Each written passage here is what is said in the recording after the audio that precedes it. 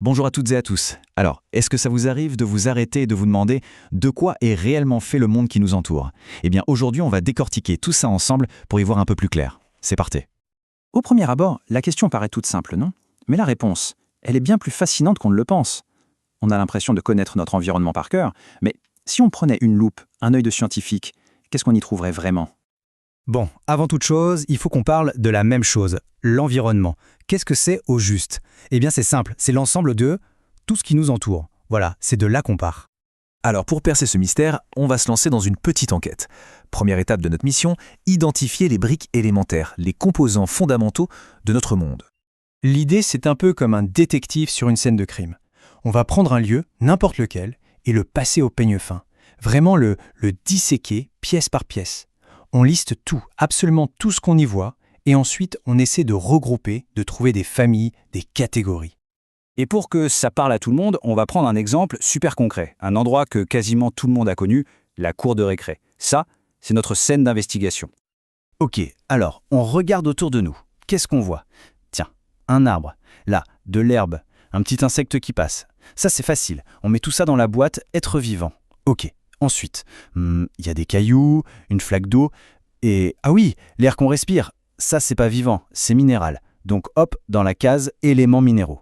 Et pour finir, le banc pour s'asseoir, le grillage, le béton du trottoir, tout ça c'est fait par l'homme. Ce sont les constructions humaines.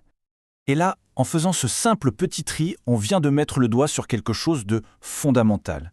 En organisant juste nos observations, un schéma, une structure commence à apparaître. Et le plus fou dans tout ça, c'est que ce modèle, ce plan en 3 parties, il marche partout. Que l'on soit en ville, en forêt, à la montagne, n'importe quel environnement sur Terre peut être décomposé comme ça en 3 grandes familles. Le vivant, le minéral et ce qui a été construit par l'homme. C'est en quelque sorte l'ADN de notre monde. Juste pour être sûr qu'on est bien sur la même longueur d'onde, quand on dit être vivant, de quoi on parle exactement? Attention, ce n'est pas juste un truc qui bouge. Non, un être vivant, c'est un individu qui a un cycle de vie complet. C'est-à-dire, il naît, il se nourrit pour avoir de l'énergie, il grandit et il se reproduit. Bon, on a nos 3 boîtes, nos 3 catégories. On a les choses qui composent notre monde. Mais est-ce que c'est tout? Est-ce que ça suffit vraiment à décrire un lieu? On sent bien qu'il manque quelque chose, non? Il y a des forces, des ambiances, des choses invisibles qu'on ne peut pas toucher, mais qui sont absolument cruciales. Et voilà notre deuxième mission, la suite de l'enquête. On va maintenant s'attaquer à l'invisible.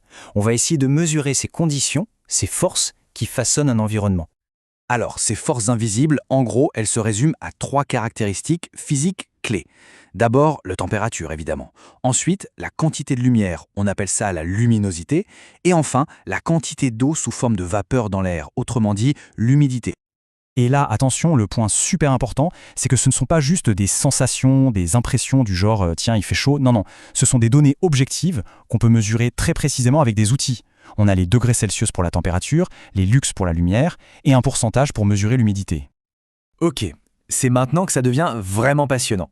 On a toutes les pièces du puzzle, d'un côté les composants visibles, de l'autre les conditions invisibles.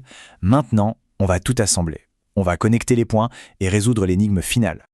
Parce que c'est là que tout s'éclaire. On va enfin comprendre pourquoi on trouve telle plante ou tel animal à un endroit et pas à un autre. Et la réponse, ce n'est absolument pas le hasard.